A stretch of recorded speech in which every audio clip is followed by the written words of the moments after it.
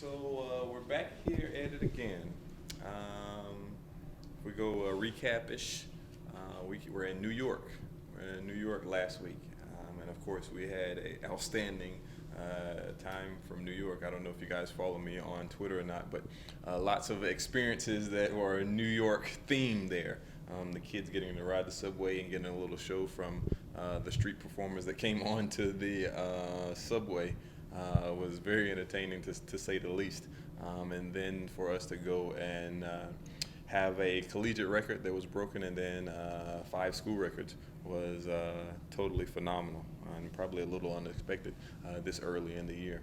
So a great time for us there in New York, and then we move on to a week off, and then they're competing this week, which we're going to split the team. And then as we split the team, it's kind of one of those things to where we're looking to get as many qualifiers, those final qualifiers as we have, because we only have a couple more opportunities to do that. And this weekend between Washington and Albuquerque, and then the MPSF, which is again in Washington. So trying to get those final qualifiers in this week, and then be off and running to the NCAA championships the second week in March. How much pressure do you want kids to feel to try to get that done this weekend, not try to get qualified at the NPSF? Yeah, we had a team meeting yesterday, and some of the team members talked about that, about, hey, it's been fun up until this time, and we want to keep it fun moving forward. However, we want to take a large crew to the NCAAs, and we need to focus in and make this even more so of a business trip as the ones in the past to kind of get that done. So the cry, or that pressure, as you say, or whatever you want to call it, theme came from them yesterday in our team meeting. Was there a particular reason why you split the team into 2 groups? Yeah, absolutely. Of course, it's probably more distance friendly up in Washington. Oversized track, 300 meters, to go up there and run that, and for the sprints, hurdles, and jumps to be on a bank track, because that'll be what they compete on at the NCAAs, and we don't get the opportunity to run on those that often. So the more experience we get at that, the better. So after such a good start in the opening week, how do you kind of keep your team going heading into this upcoming weekend? Yeah, it's kind of one of those things to where, yes, you do have some good things in start, and it allows you to take some bumps and some missteps along the way. But ultimately, we got to get ready for the national championship, and that's what we're training for, and that's their focus, and that's their goals. So everything along that way is just part of that process, and you enjoy, as Denzel said, you got to take some of the crookeds with the straights, with that movie Fences, by the way. What's kind of been your message to the team this week heading into this meet? Business as usual. Once again, I think I just said it, is opportunities are winding down. There's not many of those indoors, and so for us to be able to have only 2 more, Albuquerque and Washington is one, and then MPSF is, without those, you'll sit at home over NCAA weekend, and we want to take as many of those kids to Texas A&M as possible, or College Station, I guess is where it's located. Who were the prominent voices, the team members that spoke up? And It was Raven, it was Marcus, it was Deja, it was Ari, it was Allie Cash, it was Mitch Modine, kind of the council there that kind of runs those team meetings that we have. We always kind of celebrate PRs and wins. PRs and wins is a thing that is celebrated, because you work all this blood, sweat, and tears out there getting better, and so we want to recognize and celebrate you for getting a lifetime best. And then wins is always a good thing to be celebrated. So that's kind of one of the things that they came up with and that they do, and we make sure that we make note of that. So usually it's a celebratory tone, but this most recent one was a little bit more of a hey.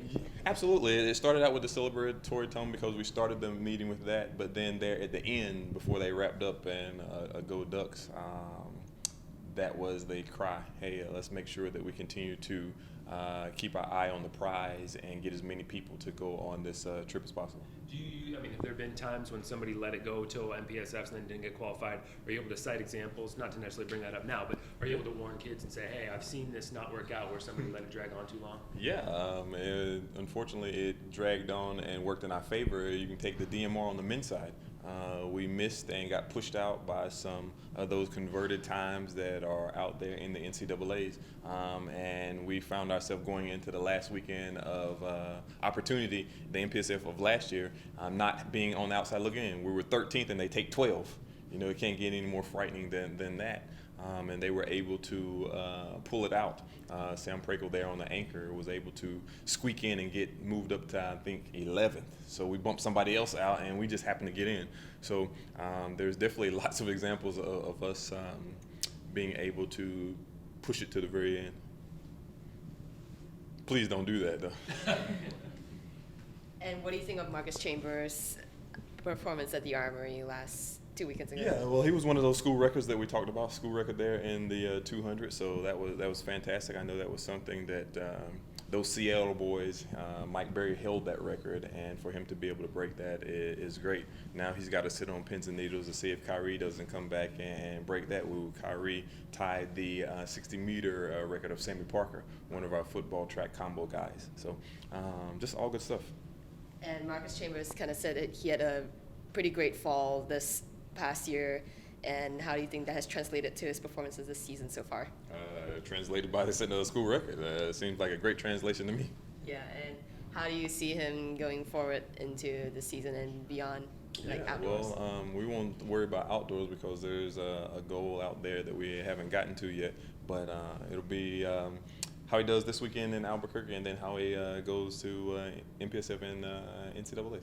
Is this the case where you see a veteran guy, you see kind of the light going on later in his career, like, hey, I'm feeling some pressure to. Hey, this is his last indoor season. He won't do another for one of these for the University of Oregon ever. So you can definitely see the maturity there, having been through this for 4 years, knowing what it takes to qualify and get to these meets, and him.